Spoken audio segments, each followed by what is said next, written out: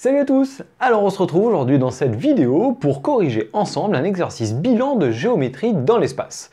Je m'adresse à des élèves de terminale en spécialité maths qui ont abordé le chapitre de géométrie dans l'espace, pas forcément dans son intégralité. Cet exercice peut tout à fait convenir à une révision de ceux qui ont coupé le chapitre en plusieurs chapitres, et pour arriver à faire ce que l'on va faire aujourd'hui ensemble, il suffit d'avoir fait la géométrie vectorielle repérée et d'avoir fait les représentations paramétriques de droite. C'est tout.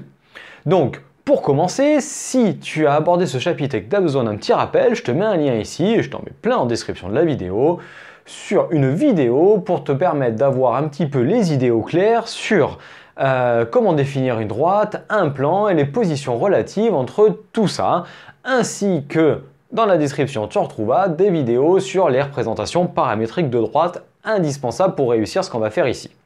Alors, de suite, regardons le sujet que je te propose.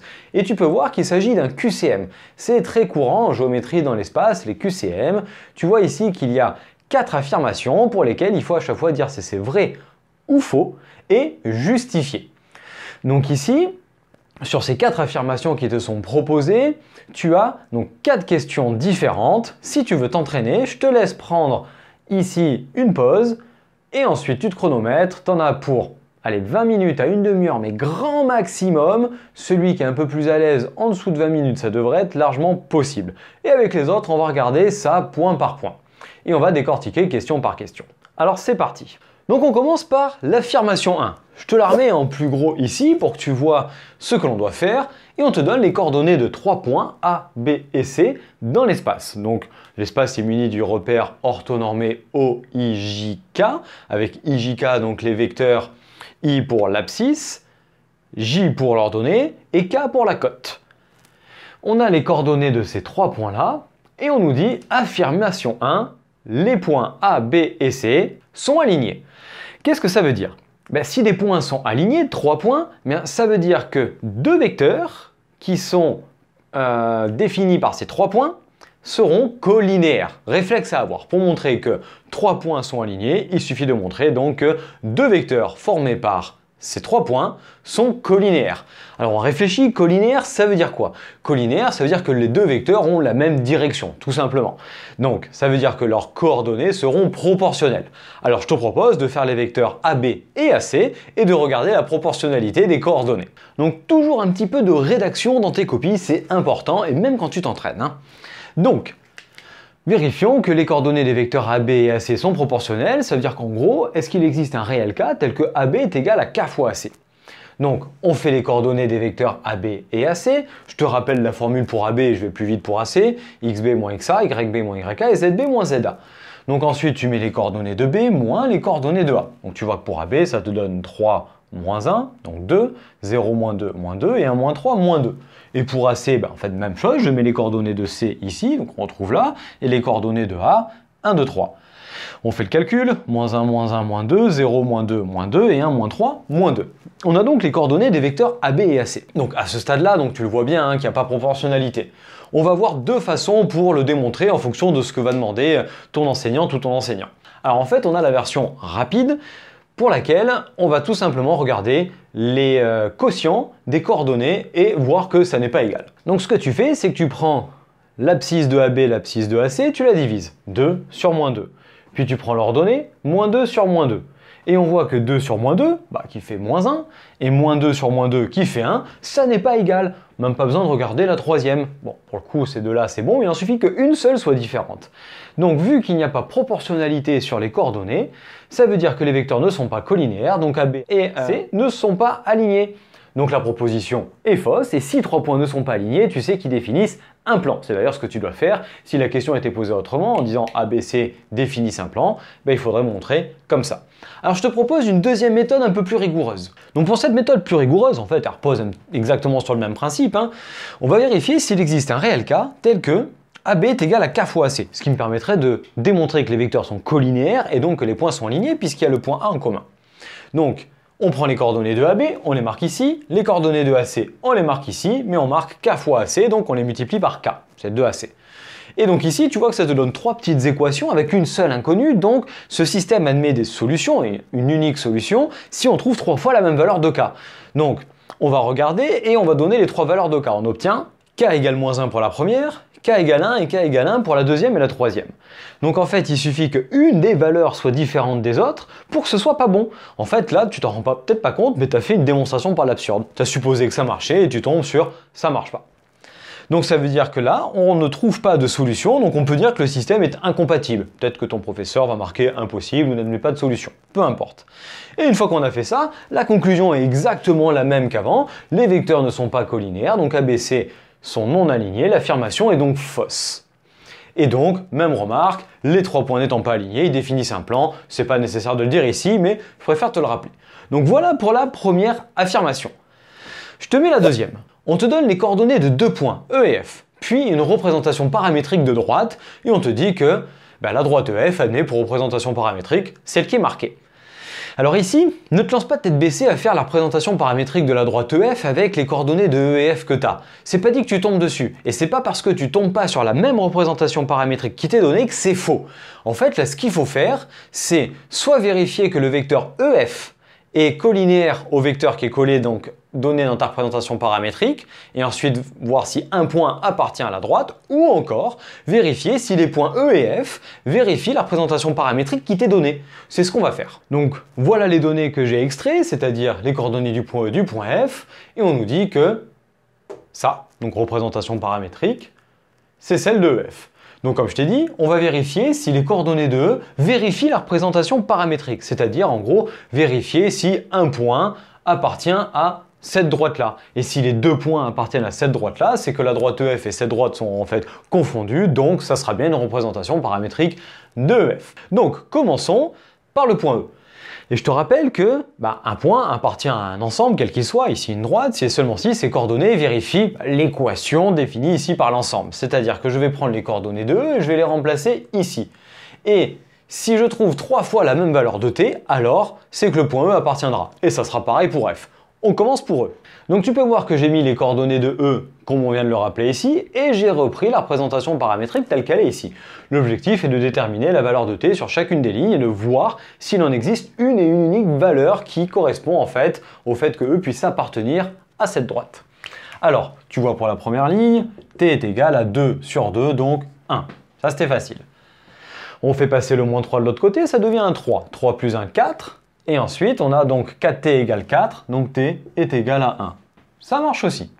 Ensuite, pareil, je fais passer mon 7 de l'autre côté, ça fait moins 3, moins 7, moins 10, divisé par moins 10, t est égal à 1. On peut donc dire que E vérifie la représentation paramétrique. Donc on peut dire que le point E appartient à la droite qui est ici. On va faire maintenant la même chose pour F et on pourra conclure. Donc on marque une petite phrase de rédaction comme on a fait avant.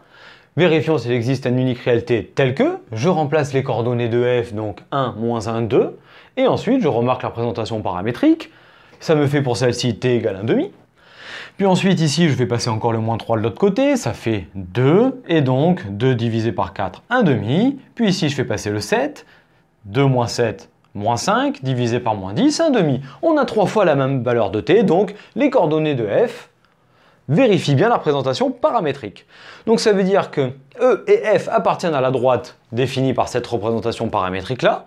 Donc EF peut être défini par une représentation paramétrique comme celle-ci, ce qui veut dire que l'affirmation numéro 2 est donc vraie. Donc voilà pour cette deuxième. Alors maintenant on passe à la troisième affirmation. Tu vois qu'on te donne 2 représentations paramétriques de droite. Et on te dit que ces droites sont non coplanaires, ne sont pas coplanaires. Alors, comment est-ce qu'on fait pour essayer de faire ça? Si les droites ne sont pas coplanaires, ça veut dire qu'elles ne sont ni parallèles, ni séquentes. Donc, c'est ce que l'on va vérifier. Si elles ne sont pas parallèles, c'est que leurs vecteurs directeurs ne sont pas collinéaires. Et si elles ne sont pas séquentes, ça veut dire que l'égalité de leur système de représentation paramétrique n'admet pas de solution. Donc, on va procéder comme ça, étape par étape. Donc, voilà les données de l'énoncé, les 2 représentations paramétriques et l'affirmation. Donc, première chose, on essaie d'avoir un bon protocole et on regarde les directions. Car je te rappelle qu'une droite est définie à partir d'une direction et d'un point. Et lorsqu'on fait une position relative entre 2 ensembles, on essaie en général de commencer par les directions. Donc vecteur directeur de la droite D, on va l'appeler U. Je te rappelle que ce sont les coefficients qui sont ici avec T. Donc on a 2, moins 3, moins 1. Et puis ensuite pour D', on a moins 1, 2 et 1, les valeurs qui sont là. Puis maintenant, ça revient à faire ce qu'on a fait à la toute première affirmation, c'est-à-dire regarder si ces vecteurs sont colinéaires. Donc tu fais les quotients, 2 divisé par moins 1, moins 3 divisé par 2, déjà tu vois que c'est pas pareil, je t'ai mis une troisième quand même, et moins 1 divisé par 1. Ça veut dire qu'il n'existe pas de réel k tel que u égale k fois v. Les vecteurs ne sont donc pas colinéaires, ce qui veut dire que la droite d et la droite d' ne sont pas parallèles. Donc déjà, on a exclu la première partie. Maintenant, vérifions si elles sont séquentes. C'est la seule façon d'avoir des droites coplanaires, soit séquentes, soit parallèles. Et donc, je te rappelle, on va faire l'égalité des deux systèmes et voir s'il existe un couple de solutions t, t'. Donc voilà la petite phrase de rédaction que je te propose. Vérifions maintenant si d et d' sont séquentes, c'est-à-dire s'il existe un unique couple t, t' de deux nombres réels, tels que le système de représentation paramétrique de la droite D puisse être égal au système de la représentation paramétrique de la droite D'. Parce que si deux droites sont séquentes, c'est qu'elles sont séquentes en un point, et donc que pour une valeur de t et que pour une valeur de t', on va avoir les mêmes coordonnées d'un point qui appartiendra aux deux droites. Donc on va résoudre ce système. Alors moi je vais te conseiller ici une substitution, mais après si à l'école tu fais des combinaisons linéaires, ça marche très bien. Hein. Mais là ce qu'on va faire, c'est qu'on va prendre le t' qui vaut moins 1 moins t, et on va le remplacer là-dedans. Ce qui fait que dans la première et la deuxième ligne, tu vas te retrouver qu'avec du t, et si on trouve deux fois la même valeur de t, c'est bon, sinon, c'est pas bon. Donc ce système maintenant étant posé ici, on va isoler, comme je te l'ai proposé, t', que l'on remplace ici et ici. Tu résous ton système, donc tu regroupes les t qui sont ici, tu les amènes à gauche, et ça te fait t est égal à 2. Tu fais pareil dans la deuxième ligne, j'ai regroupé les t qui sont à gauche, c'est-à-dire moins 3t plus 2t, ça fait moins t. Et ensuite, tu amènes les constantes à droite, ça fait 1. Tu vois que tu arrives à t égale 2, et donc du coup t égale moins 1 pour celle-ci. Ah, ça, c'est pas possible, il n'y a pas deux valeurs de t qui peuvent arriver à une solution. Donc ici, il aurait fallu deux valeurs identiques pour pouvoir avoir une unique solution à ce système comme on le cherchait. Le système est impossible ou dit incompatible, donc les droites d et d' ne sont pas séquentes. Finalement, elles sont ni parallèles ni séquentes, elles sont donc non coplanaires. L'affirmation qui était proposée est donc vraie. Alors maintenant, on passe à la dernière de l'exercice.